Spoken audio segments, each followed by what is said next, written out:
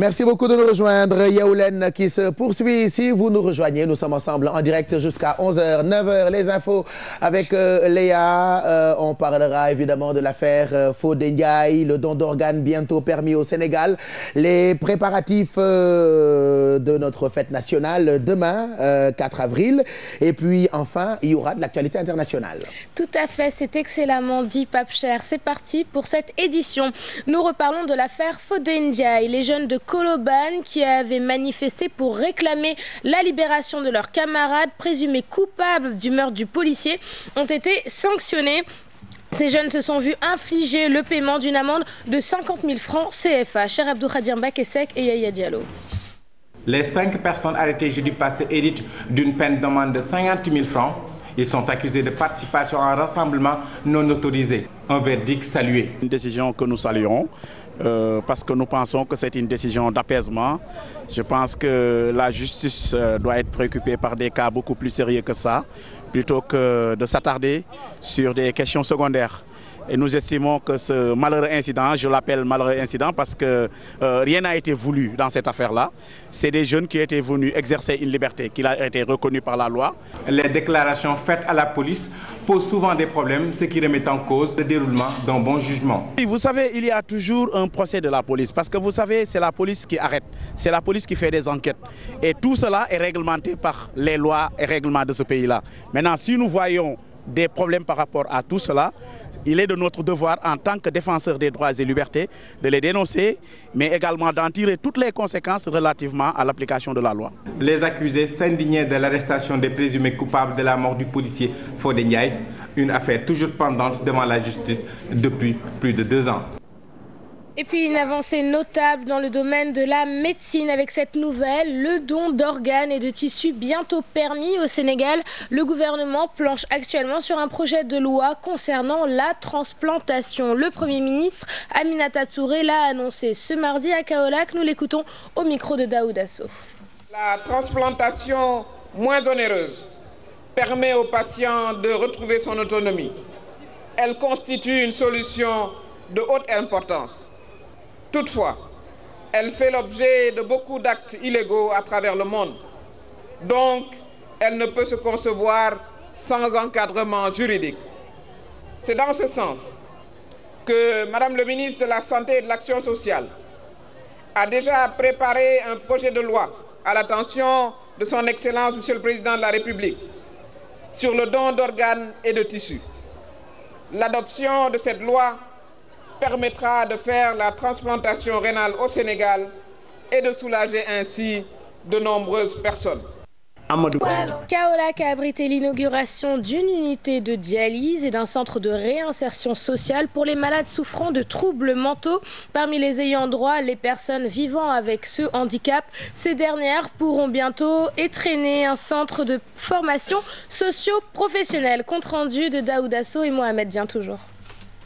Amadou Moustapha Kébé est atteint d'insuffisance rénale. Depuis 2 ans, il s'est déplacé à Dakar pour ses séances. Aujourd'hui, l'unité de dialyse de l'hôpital El Hadji Ibrahima Niass vient à son heure. Nous saluons ce geste, parce qu'on en avait grandement besoin.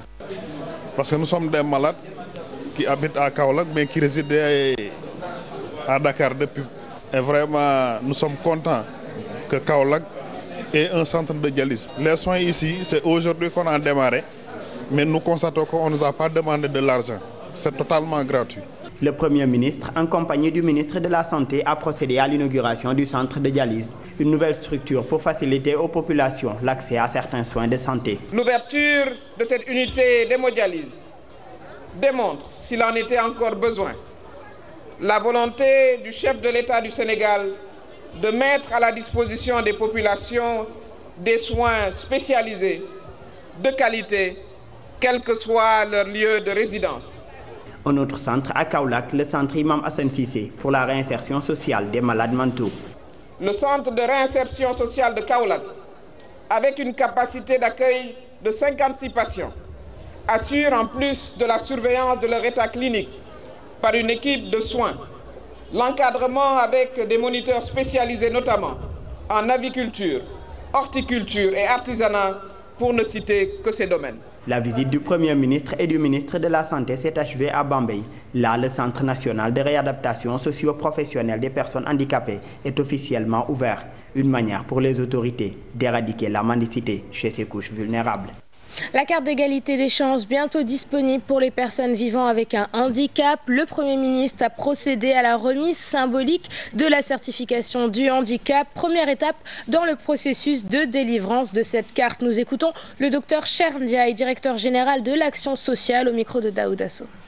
Dès l'instant qu'on parle de certificat de handicap, c'est-à-dire la personne handicapée est bien identifiée, on lui certifie son handicap, et on mesure en même temps son degré de handicap par des médecins qui sont plus ou moins spécialistes. Et à partir de là, la première occasion qui leur est offerte, après avoir certifié, c'est pouvoir au moins les faire bénéficier au moins d'un avantage santé. Et elle se fera de manière graduelle.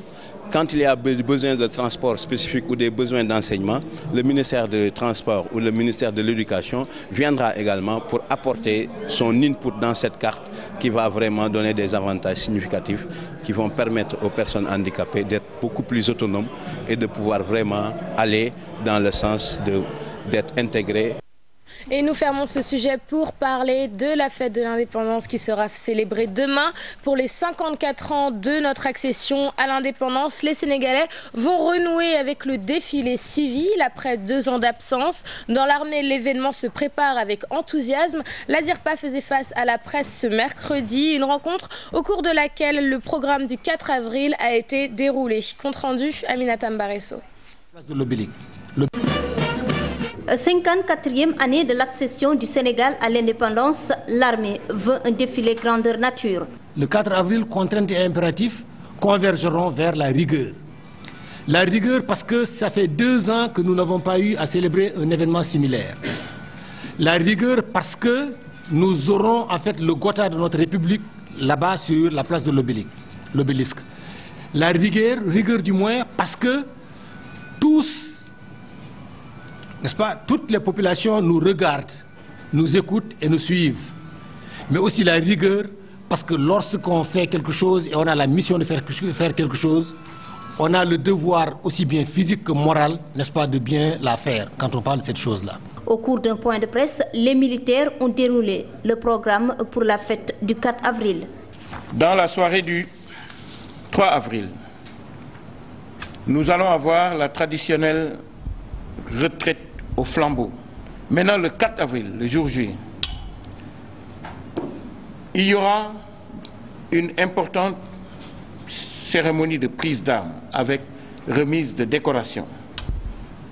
Il y aura un défilé civil, un défilé aérien, un défilé motorisé, un défilé militaire et paramilitaire à pied, et enfin l'adresse de Monsieur le Président de la République qu'il a l'habitude de faire à la fin de la cérémonie. La rigueur sera de mise pour un défilé sans couac.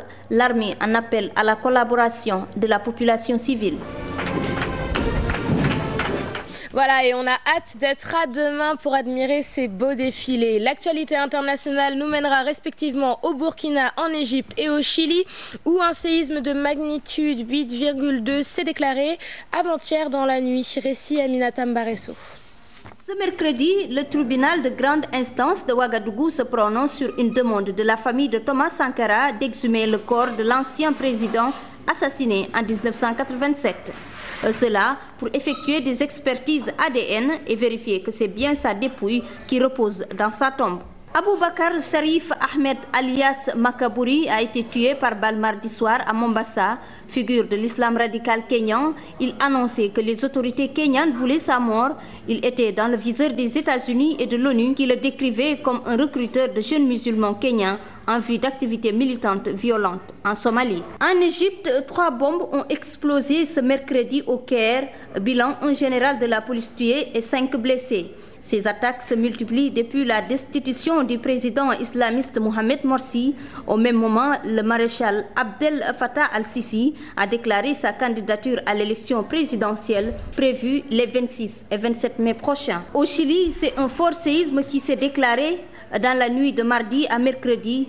Il est d'une magnitude de 8,2. Le séisme a fait 6 morts, ce qui a suscité une alerte au tsunami, mais elle a pu être levée par l'évacuation d'une partie de la population. Merci Aminata Mbaresso, ce qui met fin à cette édition. Merci de l'avoir suivi. On se retrouve demain pour la fiesta. C'est ça? Inch'Allah, on va faire la fête.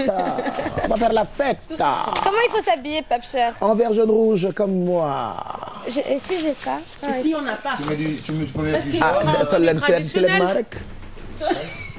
Ou en rouge, on se partage les couleurs. Hein. Voilà. On pourra se partager les couleurs. Moi, je vais mettre du jaune. Ni sol rouge, ni sol vert, ni sol jaune. Et jaune. Du rose à la place du rouge, c'est bon, non? Et am nga rouge, am nga vert, am nga couleur yëpp. Tu as toutes les couleurs dans ton waxane. On va s'organiser. Voilà, donc demain on fera la fête. Merci beaucoup Léa. On te retrouve à 20h pour le grand journal. Ce sera avec Sarah et puis la rédaction qui revient à 13h. Ce sera pour Xibaari ci Wolof. L'information qui continue sur www.gfm.sn toute la journée en temps réel.